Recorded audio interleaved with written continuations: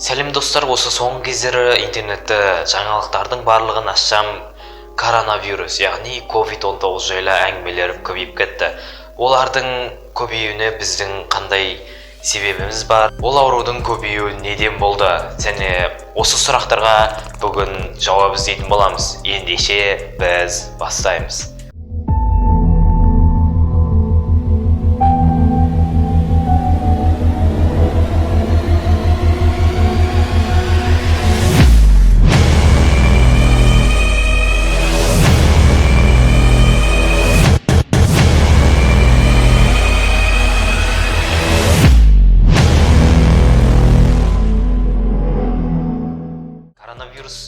Вирусмен қазіргі таңда бүкіл әлем күресіп жатыр.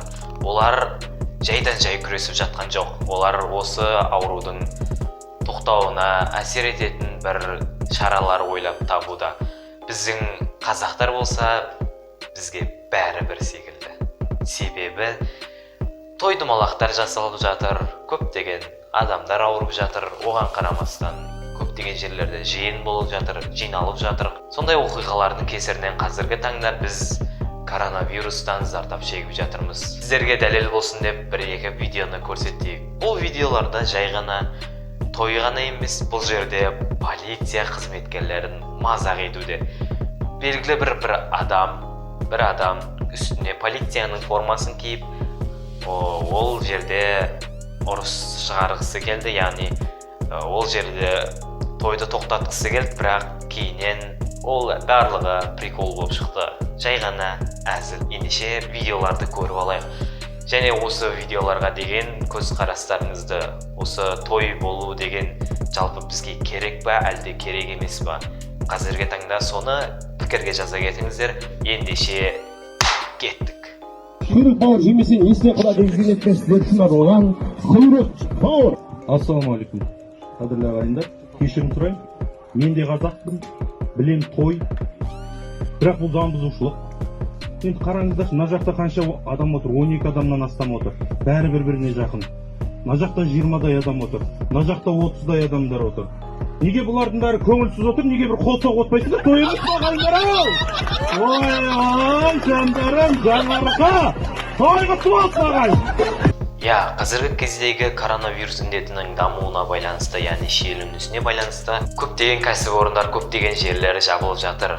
3-4 қала немесе 1-2 ауыл толықтай карантинге жабылды. Карантин біздің елде қайтадан басталды. Нұр-Сұлтан қаласында қатаң емес жеңілген карантин шаралары жоспарланып отыр. Яғни ол жерде көптеген кафелер немесе басқа да адам көп жиналатын орындар жабылуы мүмкін. Оған енді халық келіспейді деп ойлаймын, өйткені қазіргі таңда өте қиын жағдай. Егер де дәл осылай карантин бола берсе, біз дамудан құр қаламыз деп ойлаймын. Өйткені кеше ғана Каспий банкіне ограбление, яғни ұрылар түсті. Ол жерде 2 миллиондай қаражат ұрланды. 2 миллиондай қаражат. Сонда ол жерге тек қана маска мен басында бас киімі, балта қолында, сол заттармен ұрлыққа келді. Мынау не деген нәпақасыз көтектің тірлігі мынау. Бұл халықтың қазіргі таңдағы өте ауыр жағдайда деген сөзге келістіріп отыр. Өйткені халықта қазір ақша жоқ, жағдай жоқ, дым жоқ биылдыққа. Қазіргі таңда керегі бізге вакцина. Бұл вакцинаны қашан ойлап табады, қашан бұл вакцина әр жерге таратылып, олар іс жүзінде көрсетіледі, әзірге беймәлім. Бұл індет 1 жыл немесе 2 жыл, 3 жылға дейін созылуы мүмкін деген ақпараттар шығып жатыр. Әрине бұндай ақпараттар енді салыстырмалы түрде алсақ рас, өйткені қазіргі таңда бұл індет қатты қарқын алып дамуда. Егер де бұл індет тоқтамаса, біз кезіндегі оба ауруы немесе құс тұмауы секілді қырғынға ұшырайтын боламыз.